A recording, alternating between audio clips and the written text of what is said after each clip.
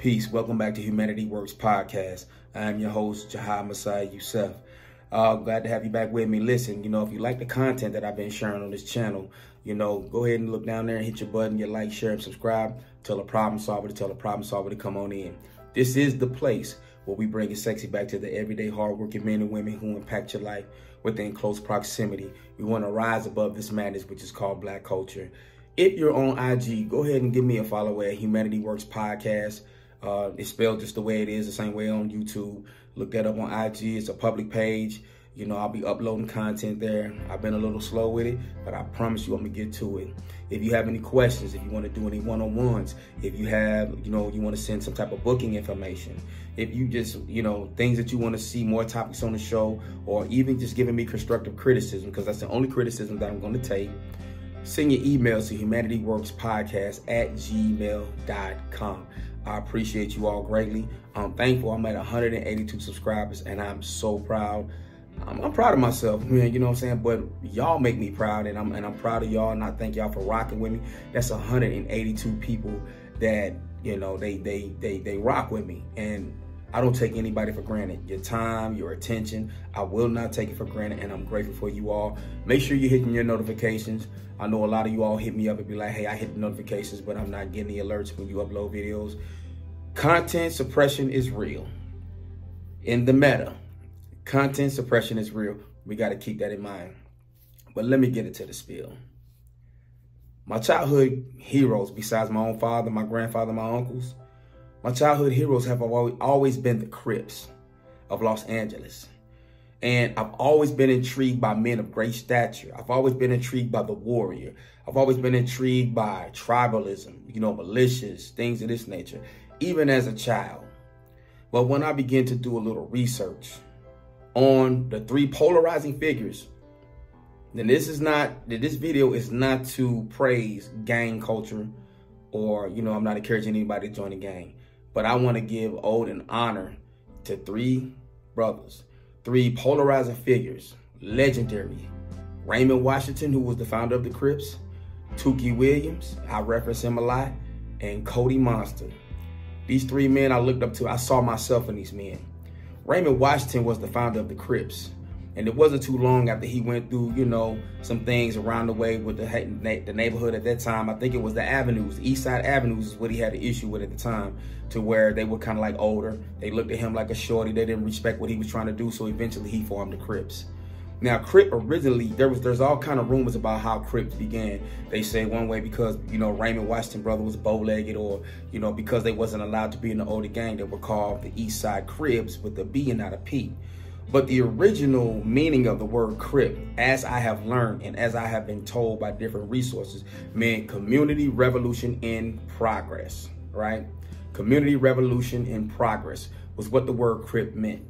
And what it was originally, the origin of it was basically to protect the neighborhood from those times, which was called the spook hunters. Spook hunters were white gangs that would terrorize black people back in Los Angeles, in the 50s and the 60s and then on into the 70s. So black neighborhoods began to form their own gangs. But the original gang that really came about was the Crips. Now, I speak up on these guys when I've done the research and the history on Raymond Washington, Tookie Williams, and even Cody Monster, right? The three things that they all had in common. Number one, none of them were trying to be Crips. They had no desire to become Crips. But when you study their history, each and every last one of them, when they were shorties, they were getting jumped. They were getting beat up a lot. People were challenging them, getting their shoes taken, getting their lunch money robbed and stole. And in all three of them, what it does was it triggered beast. It triggered a monster in the form of self-defense. Not monster as far as the atrocities or just going out here committing just crazy things, but it triggered in them to become a warrior. It triggered in them to start lifting weights. It triggered in them to exercise and eat right. But at the same time, the original reasoning for beginning the Crip gang was not only to keep out the spook hunters, but it was also to keep black neighborhoods civil and civilized. And upon further review, you know, looking deeper into the thing, it had always been about community revolution. It always been about community collectivity, you know, making sure the older people's in the neighborhood grass was cut, kids, you know, going to school, kind of like the Black Panther Party. See, Los Angeles and Cali, there was a major movement going on, so much that it was so constructive because according to the code, constructive Black people are always going to be a threat to the system of white supremacy. This is when J. Edgar Hoover and the government had to get involved, and they had to come in with a counterintelligence, sending out letters, you know, amongst the Black Panther Party, making one party think it was against the next, or even amongst the LA gang street culture, they had informants. They were doing certain things that would cause a great divide. However, the one thing I always respected about the Crips, the early Crips, the ones who were there to protect the community, the one thing about them is, as Black men, they held each other accountable. As Black men, they made sure that they stayed in shape. They worked out. And as Black men, they made sure that they showed each other the utmost respect, the utmost care, benevolence, and love for one another. However, over time, things begin to take a change for the worse. When you have poverty, people need to eat, people need to survive. You know, this is when you begin to have a great divide. This is when you start to have gang against gang, rival neighborhoods against other rival neighborhoods. And then next thing you know, up come the Bloods. All right. And so now you have Black men warring against each other simply for territory, simply just to eat. You know, when drugs get involved, you got guys that have certain areas where they try to make their profit that other guys will try to intercept or disrespect. And now you got killings going on back and forth. But people really don't understand that the Crips were originally erected or came into origin for community progress, for community revolution. You know, when you look back at the Watts riots, man, I don't think people really understand the severity of those riots, man. The women who were hosed down, children who were burned, you know, our elders bitten by dogs. And you know, one thing about trauma always produces a person to become who they really are in life based off that need. There's always a need that had to be met. And I kind of got that from my cousin Jazzy. She always talks about, you know, the person that she's become because she's so brilliant. And she always talks about she had a need that had to be met. So in those communities, there was a need that had to be met.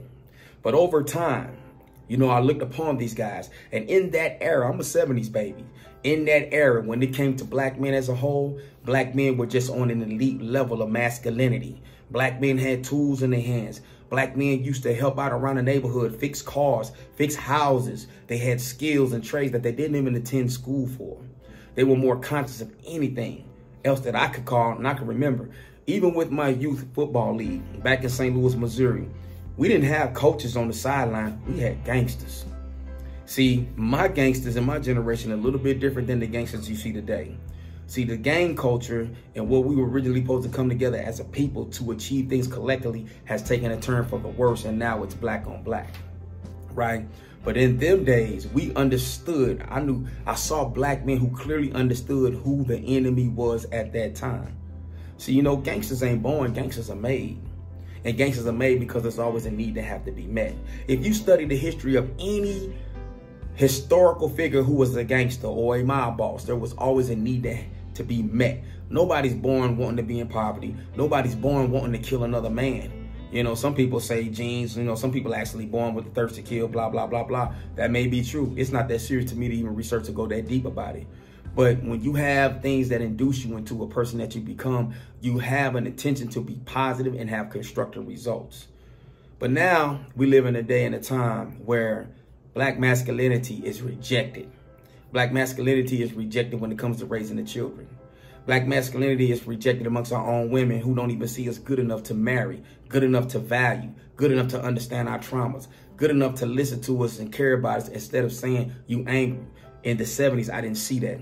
I seen Black women stand right next to that Black man. I put a post on IG, and it came from a page that kind of really gives an ode to Black love, revolutionary Black love, and it asked the question, what happened to us? And when you look at those images, man, you see images of Black men and women loving on each other, hugging each other, being with one another, sitting on the couch with kids all around them. That was a revolutionary act that the government saw fit to drop crack cocaine in our communities to destroy it. But what do you see nowadays? You see Black men beating the hell out of a Black woman in the street, and people don't even respond to even save that woman, to help that woman out, but they pull out cell phones. What do you see now? Guys walking away from their children. When you go to a youth league football game, who are the gangsters still on the sidelines? The only black man you may see is the coach. There's no fathers around. And the coaches are fucking the mothers. I shouldn't even said that. But anyway, I mean, well, hey, you know, when it comes, women respect masculinity, and you put it to a woman's child, it turns a woman on. But anyway, I might have to do an episode about that, man. You know, coaches are, anyway. But all I'm saying is, you know, the Crips were my heroes, because when I looked at them, I saw masculinity, I saw fearlessness, I saw health, I saw knowledge. You know, back in them days, you know, they had the fros, they had the plaits. Y'all call them cornrows, we call them plaits. There was so much black pride. There was so much black collectivity and togetherness, right? And see, a lot of times, I always say this, man, when you look at those old pictures, because a lot of times, man, I tell people to ease up on the black church, right? Of the yesteryear. We know today the black church is a complete fucking joke. We understand this. It's entertainment. It's foolishness. It's dancing and shouting and all this old foolish bullshit, right? But the first revolutionary people, they came out of the black church. When you look at those old videos on PBS, and they show Eyes on the Prize, and they show our people in the street fighting with the police, fighting with dogs being hosed down, where do you think those people came from? Those were church people. Some of them may have been Muslim, you know what I'm saying? I don't really recall that being on a historical account, but some of them might have been, you know what I'm saying? Most of those people were Christian, right out of the church. But you know what else? They were also gangsters. There was a lot of Crips out there fighting in them civil rights fights. There was a lot of Crips out there standing with the community fighting back as well. A lot of the Black Panthers, they were out there fighting as well. So when I studied the history of the three main characters who are polarizing to me, who are legendary to me, who are of the greatest mystique to me, they all shared the same one thing in common, and that was the traumas of white supremacy racism. I think Tookie Williams and Senyaka Shakur, because that was his name before he passed, so we're going to call him Senyaka Shakur, not Cody Monster. I believe they were born in Louisiana and moved to California based on racism. And when Raymond Washington is studying his history and everything that he went through, a lot of the things that they had to do was based on racism, the aggressive attacks of racism upon the black community. So when I look at these guys, they stood tall in the face of opposition. They stood tall in the face of racism. Now, we know there is a dark side to this. We do understand that Tookie Williams was accused of a murder that he was never really truly found. We can't say that he was found guilty because he had so-called witnesses point him out and say that he committed the murders, all right, at a local gas station store back in California. But he was never truly found guilty.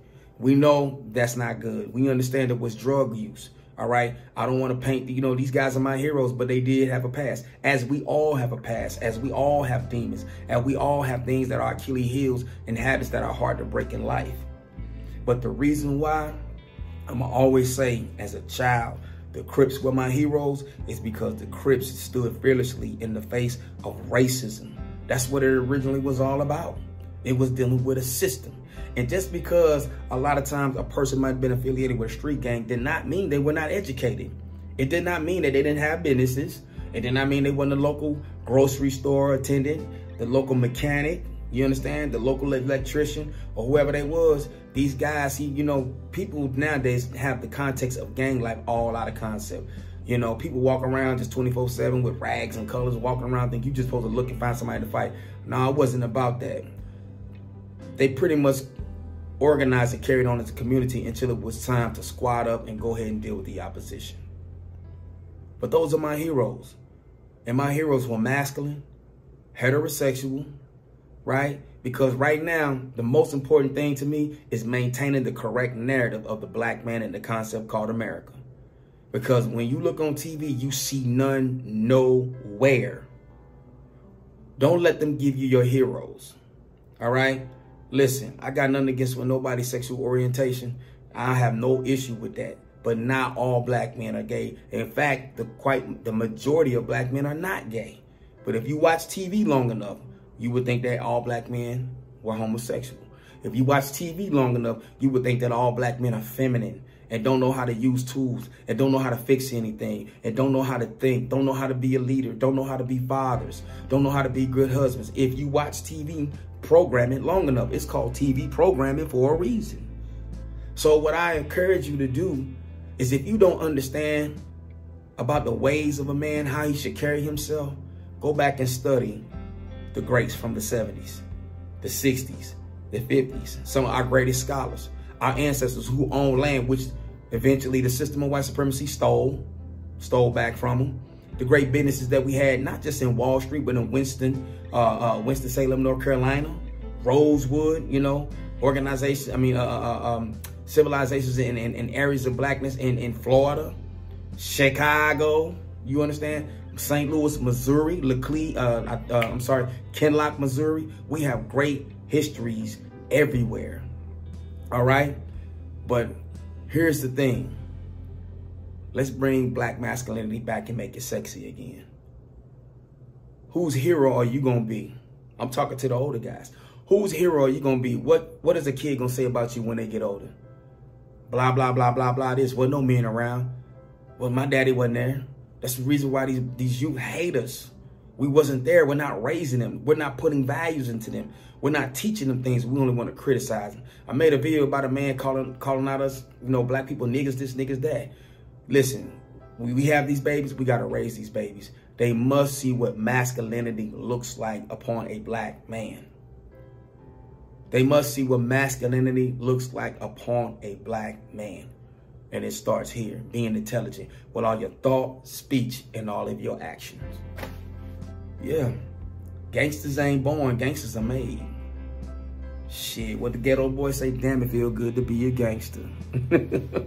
Y'all need to go listen to that song, man, because that's like my definition of gangsters. You know what I'm saying? A real nigga, real gangster ass nigga don't high cap. But that's what it is, man, people. Who are your childhood heroes? Who influenced you to be the best that you can be in life? I encourage you to continue to get better. I encourage you to continue to be great. We can do this. I'm going to always control this narrative. When you come to this channel, you come to this place, you're going to see nothing but the greatness of self-improvement and self-determination for the brothers. And as well for the sisters and the sisters who support us to be the best that we could be. I love you as well. But that's what I'm on, man. My childhood heroes were the gangsters. Gangsters ain't born, gangsters are made. And a gangster ain't necessarily a bad thing. Are you a gangster? What they say? What's the name of that song? I can't think about it.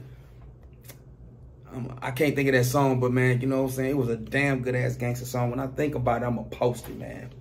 But listen, as I always tell y'all, don't tell me what you know if you can't prove it's reality, man.